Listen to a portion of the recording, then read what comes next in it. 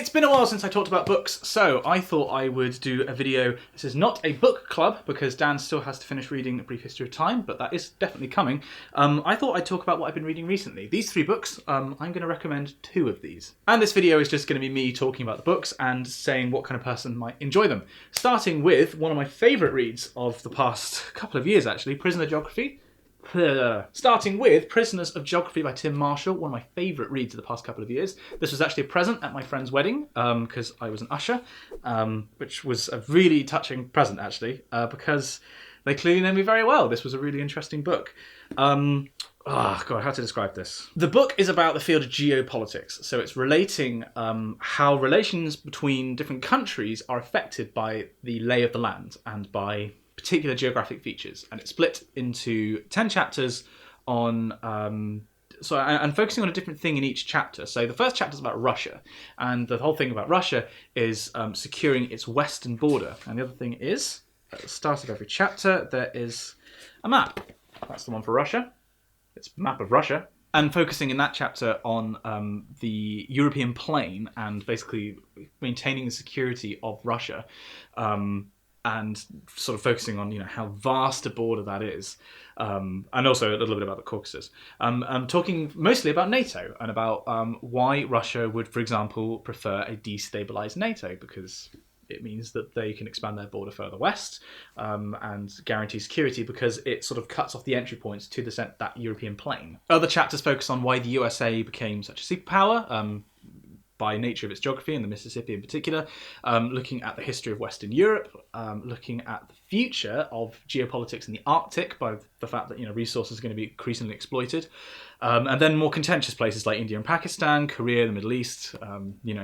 Obviously you could write huge textbooks about each of these issues, so the chapters are quite short introductions. So to be honest, if you are a little bit clueless about world relations, like on a really big scale, not the nitty-gritty kind of like daily politics, but the big how do nations feel about each other kind of thing, very, very good read. Tim Marshall writes very well. He clearly knows what he's talking about through experience and relates personal experiences talking to government officials and being on the ground in these places, and just generally very, very clearly written, very interesting subject matter. I'd recommend this to pretty much anybody who has an interest in either geography or politics, which should be everybody. Incidentally, if you want a slightly more in-depth reviews of these, I have a Goodreads, which I'll put...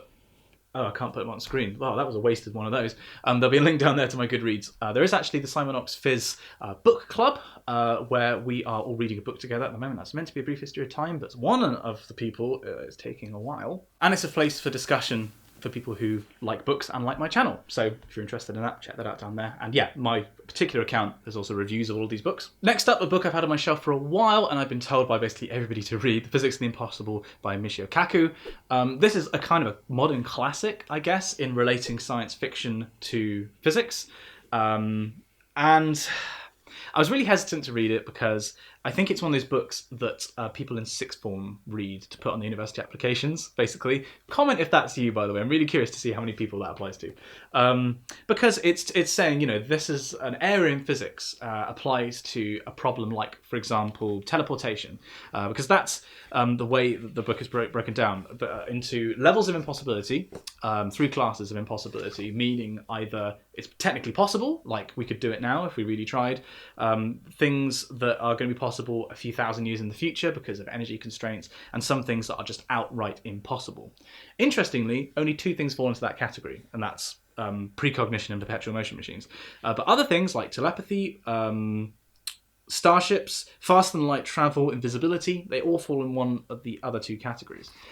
And I kind of wanted to dislike this book because I felt like it's a very pulpy way of approaching this stuff. Not least because Michio Kaku writes like an American because he's American, and I feel like it's a little bit hyperbole. It's just a little bit... I can't quite put my finger on it, but there's something about the style of prose that I just don't particularly like. But it won me over by the end of the book, not least because there were bits that even I, and I've read a lot of these books before, even I didn't make connections between. I'm trying to think of an example. Some of the stuff to do with robots and artificial intelligence was new to me. But yeah, this book surprised me, actually, which it shouldn't have done because, like I say, it's kind of a modern classic. So if you haven't read this already and you're thinking of applying for physics at university or a science, definitely check this one out. It is worth reading. It's actually, the chapters are such a length that it's kind of good to read one before bed. You know, just nothing too heavy. Admittedly, I'm saying that as the guy trying to do a PhD. I don't think it's too heavy, but I think this would be fine for GCSE and like A-level people. Then lastly, we come to the book that I wish I could recommend, but I really just can't.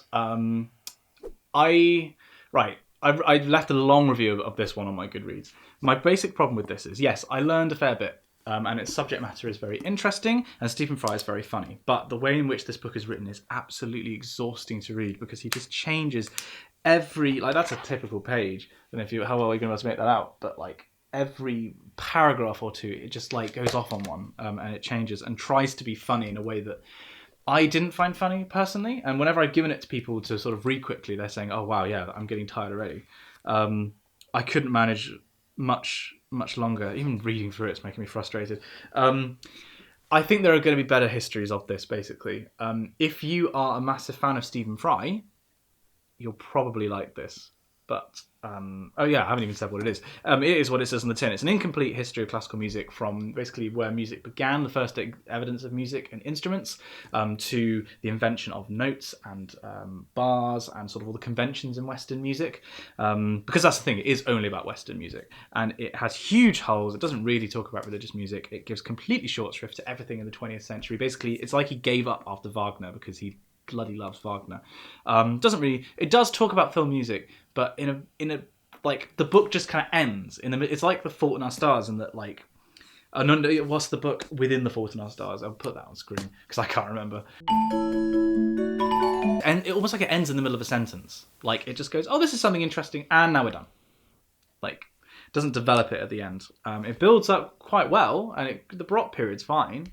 Classical period's fine, and then it goes off the rails. I was frustrated by this more than anything else. So sadly, not one I can wholeheartedly recommend to anyone other than the most die-hard Stephen Fry fan. I'll include links, by the way, to all of the books that I talk about, the Amazon pages, down there in the description, if you'd like to get them yourself. Though, where possible, do try and support your local bookshop, because they have a bit more character than just a multinational corporation.